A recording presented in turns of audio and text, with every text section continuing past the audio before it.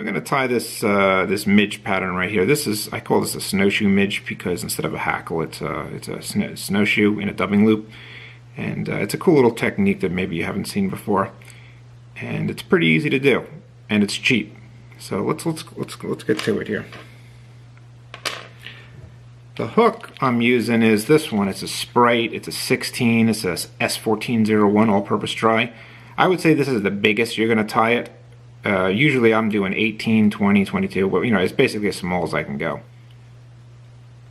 I like to start it maybe an eye back.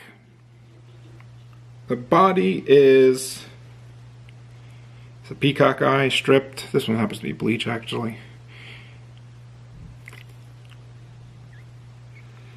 I like to tie it on at that spot where it goes from thin to thick. If you tie it on right around there, you can get sort of a natural taper. I just put it on with one turn and then I go up. The hackle plier I use for peacock quills is this teardrop one. It keeps it in line and it's not overly heavy. So if you let it go, it shouldn't break the quill. That can happen if you use a heavier one. Now you can see that I'm not putting on any super glue.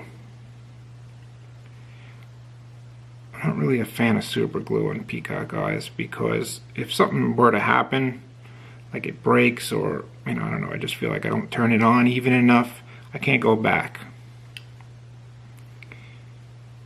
So I don't use super glue. Instead I use UV. So with the body done, we're going to add a wing. This is just Antron.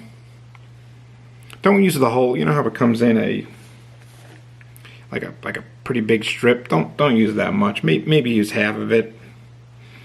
And leave it very long for right now. Like extremely long.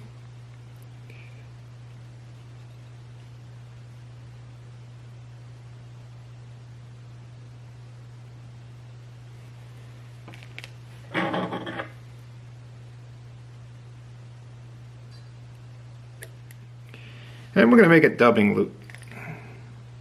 Doesn't have to be that big.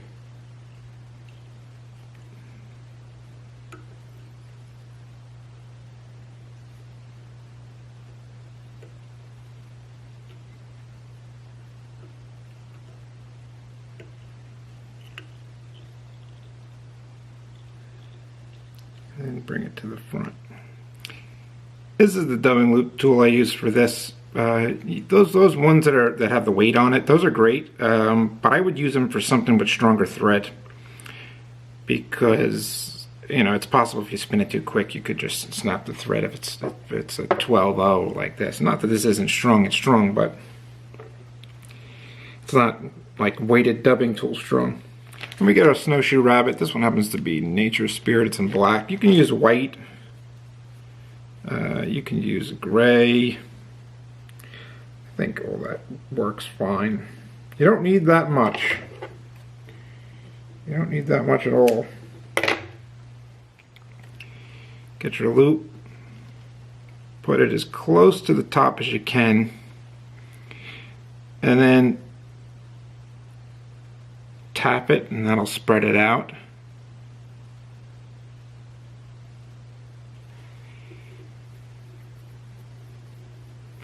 You see, I really only have about a ½ inch of it.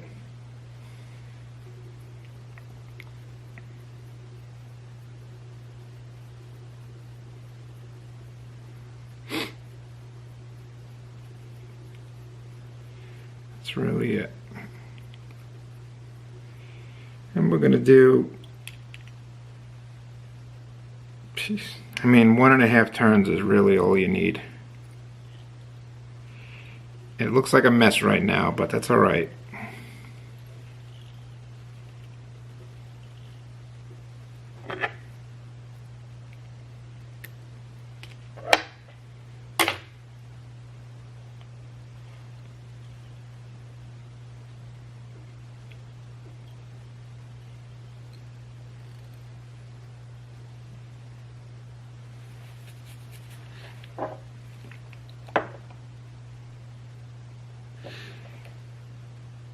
Get your head cement.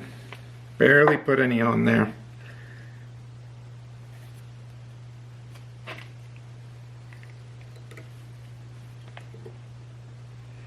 Doesn't really matter either if you trap in any of these hairs. Don't worry about it.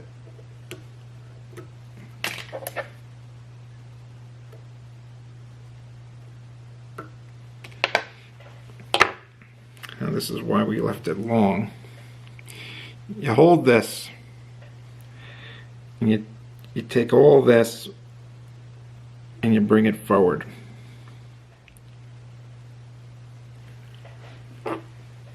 And once you have it forward, you're going to trim it.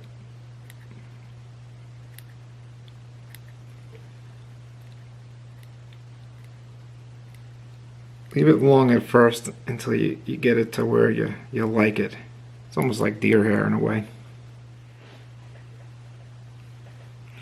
Alright, and then I cut this, and I leave it long sometimes, maybe to the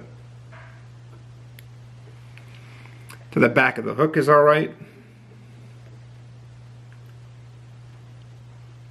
You can cut it a little bit shorter. Sometimes it's better just to leave it long, and then you can cut it on the river if you want.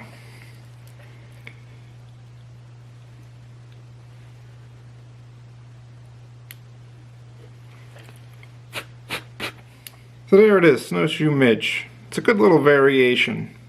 Good little variation on like your traditional hackle type midge. You can see right there from the front.